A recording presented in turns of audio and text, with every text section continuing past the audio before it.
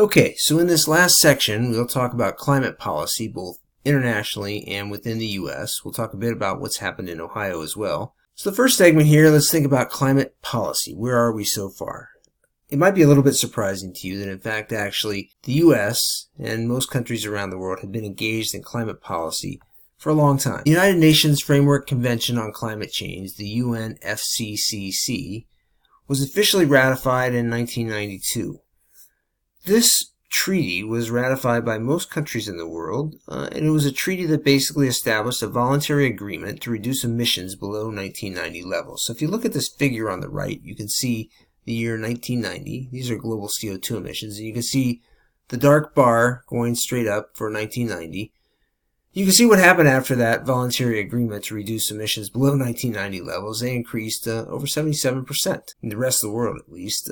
Places like the U.S. and the OECD without the U.S., that's the Organization of Economic Cooperation and Development Countries, other developed countries basically, emissions in those regions both increased. But the biggest increases, obviously after the UNFCCC, occurred in the rest of the world, in other parts of the world. By 1997, the world recognized, however, that this voluntary approach wouldn't work. They probably recognized it in 1992, but they finally decided to do something about it with the Kyoto Protocol in 1997. The Kyoto Protocol established a global treaty whose goal was to reduce emissions from developed countries roughly 7% below 1990 levels by 2010. So this was an actual treaty signed at the time by all countries of the world to reduce emissions below 7% below 1990 levels. Now, importantly, that treaty focused only on the developed countries.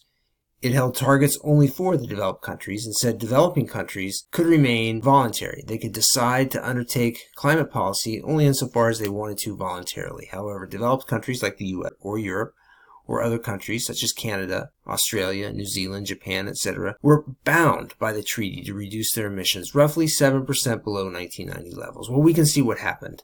After that, once we included, on the bottom figure, once we included things like forestry, and agriculture and other emission sources, we can see that the U.S. actually did have a 1.6% reduction in their carbon emissions between 1990 and 2017. The European Union and other OECD countries actually had a larger increase, an 11.6% increase in their carbon emissions between 1990 and 2017, while the rest of the world had a really large increase in their total emissions of 73%.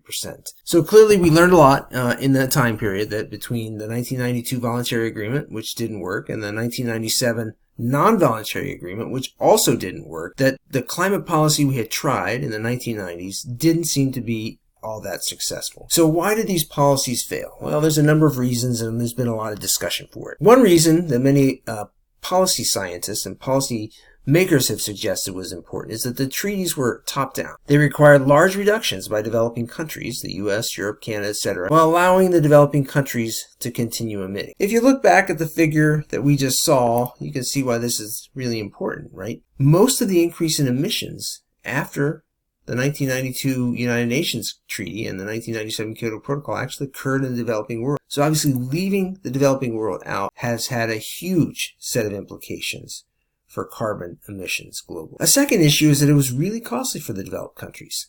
There were very limited options embedded in the treaties for actually reducing costs through trading mechanisms. And over time, many of the treaties became much more limited in how cost savings could be incorporated into the treaty. So they actually became really expensive. So one reason why the U.S. ultimately fell out of the Kyoto Protocol is because the cost just became too high. It was extremely costly for the U.S. to try to get their emissions 7% below 1990 level. The third point there is that China, India, and Brazil obviously were left out of the equation. China now exceeds the U.S. in emissions. Brazil has huge emissions from deforestation, and India is going to be a source of future emissions growth. This is a really big problem. If you leave out countries that are really important for the carbon budget globally, it creates, bad incentives for trying to meet a large objective of reducing carbon emissions globally. Another point is that huge transfers were envisioned, and it's really difficult to get countries to transfer large amounts of money from their country to other countries, especially when you try to imagine transferring money from developed countries to developing countries. So, for example, this paper by Kinderman et al., which was an interesting analysis of how much money would need to flow to reduce deforestation in developing countries. They found that 17 to 28 billion per year would be required in transfers to developing countries to get them to reduce deforestation. Current total amounts of transfers just for development purposes globally are minuscule compared to 17 to 28 billion per year. So it wasn't obvious that the world was really going to get engaged in these large types of transfers from one place to another. It's really hard to motivate countries to actually transfer money like that in order to convince other countries to do something different with their land use or their economy.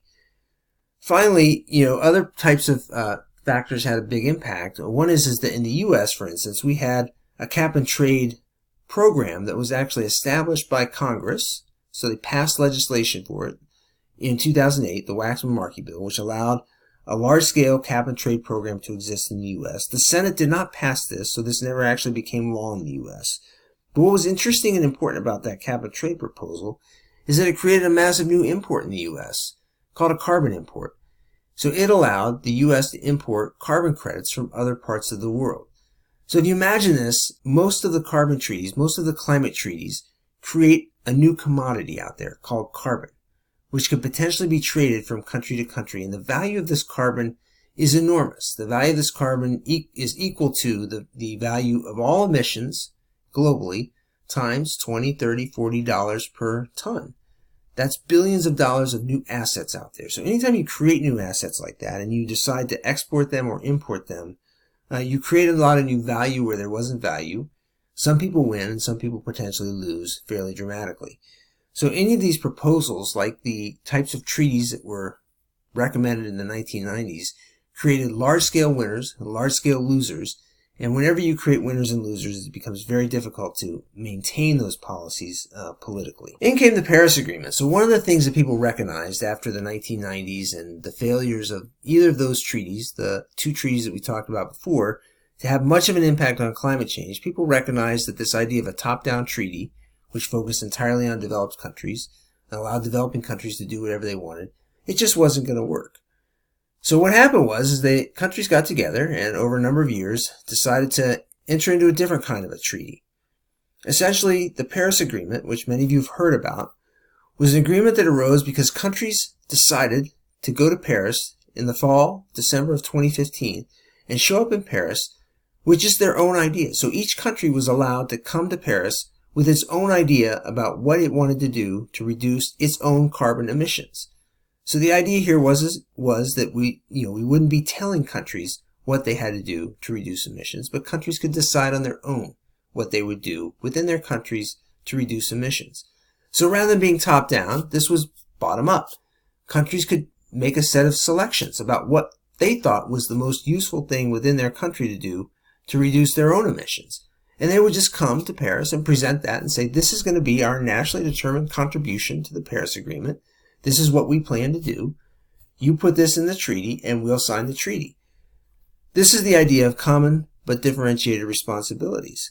Every country in the world was recognized as an emitter of carbon emissions, and every country was recognized as being really important to solving the problem. So everybody had a common responsibility to reduce carbon emissions. But because different countries were at different places in their development pathway, and at different places in their carbon pathway, and their carbon emission pathway, they had differentiated responsibilities for reducing those emissions.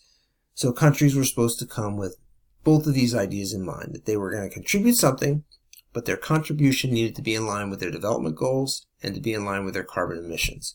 This would help account for both cumulative, historical impacts, as well as the current impacts of climate change. So countries chose lots of different things. This third bullet point sort of illustrates some things that countries came with. So the U.S., for instance, came with this thing called the Clean Power Plan. This was during the Obama administration. This was a plan to reduce carbon emissions from large-scale electricity producers, large power plants. China had a carbon trading plan as well as an effort to reduce its carbon intensity, that is the tons of carbon per dollar of GDP produced. The Europeans had lots of plans for reducing carbon throughout their many sectors. Brazilians decided to reduce deforestation. That's an important emission source in their country, and they decided to go about reducing deforestation levels. They'd already had great success with that between 2004 and the present, and they plan to continue that. Indonesians very directly also addressed deforestation. Deforestation there also is a large source of carbon emissions, and they plan to reduce their deforestation rate. So countries could come with their own ideas for what they needed to reduce or wanted to reduce in order to meet some sort of a carbon agreement. So Agreements were put in place also to help with adaptation. So one of the things that was recognized, although the Paris Agreement wanted no more than 2 degrees of warming globally, there was recognition that many places were already being affected by climate change. And so agreements were put in place to help with adaptation. So there wasn't just the idea that we were going to mitigate, but we started to introduce the idea that we would be able to have programs globally put in place through the United Nations to help countries adapt to climate change. It's interesting to consider what the U.S. was doing and was planning to do. So let's look at the U.S.'s nationally determined contribution. This is an interesting figure. What the President Obama committed the U.S. to do was a 26 to 28% reduction compared to 2005 in CO2 emissions by 2025.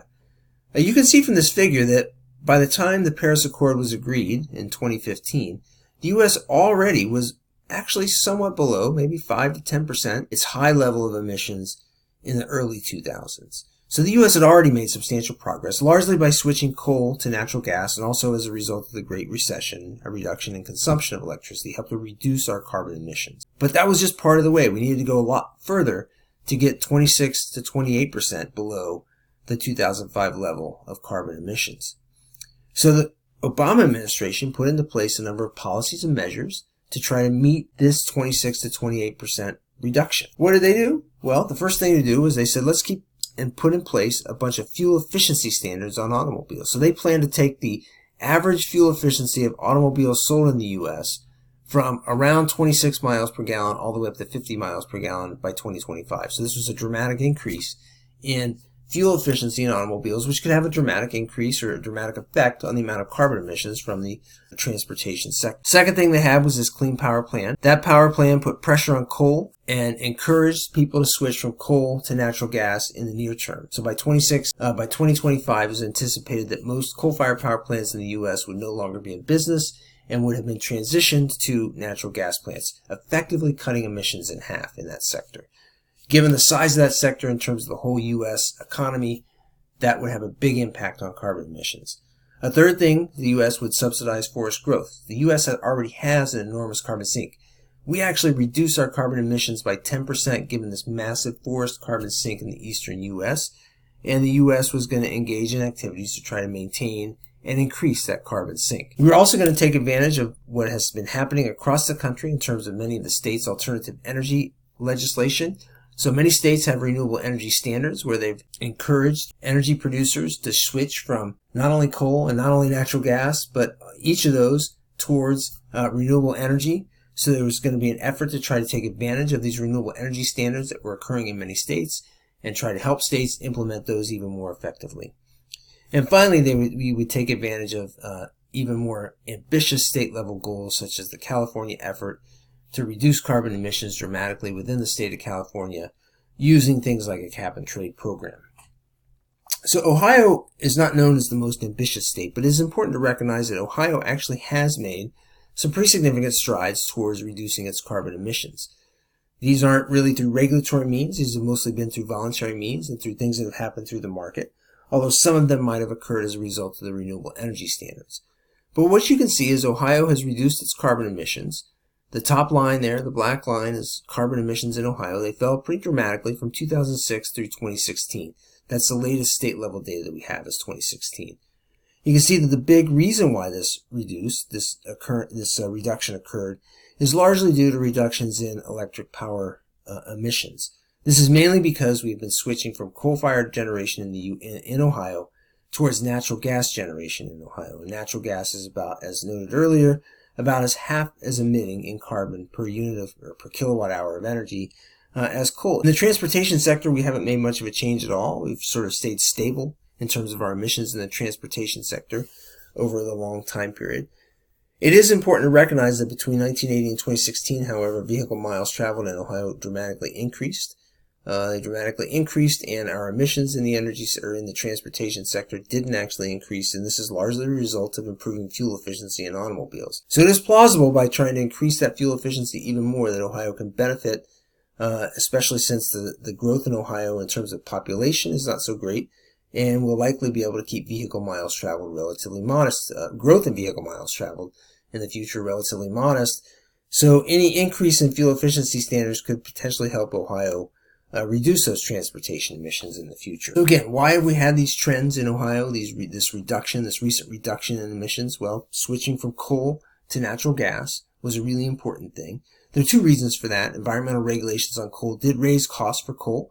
That reflected externalities for sulfur dioxide, nitrogen oxides, and other emissions. You might think back to that graph that showed demand for a good and a private marginal cost function, and then the marginal external cost and the social marginal cost. So here's a case where we took a regulation and we imposed a regulation on the coal-fired power plant sector, which effectively pushed the marginal cost function for producing electricity with coal up and encouraged companies to switch from coal technologies to natural gas technologies, because natural gas has very low levels of emissions of sulfur dioxide and nitrogen oxides, as well as only half the carbon dioxide emissions.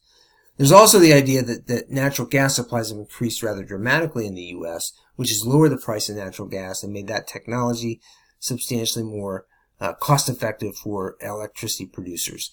There's a bunch of tax credits, and for a while in Ohio we had renewable energy standards that really helped to promote renewables in Ohio. So for about a 10-year period, we saw a pretty large increase in the amount of renewables that were being developed and used in the state of Ohio. That's tailed off a bit and will continue to tail off because we've lowered our renewable energy standard in the state, and the tax credits are due to go away in the next year or two. But the longer-term outlook is pretty good for these because technologies continue to get better, and these renewable energies will continue to become important parts of the grid in the future, just given the improved technologies that we're going to see. We've also had a reduction in demand in Ohio, demand for electricity, partly due to the Great Recession, which really reduced economic activity within the state for a period of 3 to 4 years between 2008 and 2010. But we've also had a dramatic increase in energy efficiency through a number of programs that were put in place after the state passed its renewable energy standards in 2006. So energy efficiency improvements have really helped out reducing the amount of emissions in the state. The transportation sector, as we saw, remains a bit of a problem, but this is one where we have great hope if we can increase these fuel efficiency standards in automobiles, that we can start to see a tailing off, a reduction in our emissions in that sector. So that's really it for where we are in terms of regulation and efforts to reduce carbon emissions, at least on the policy side.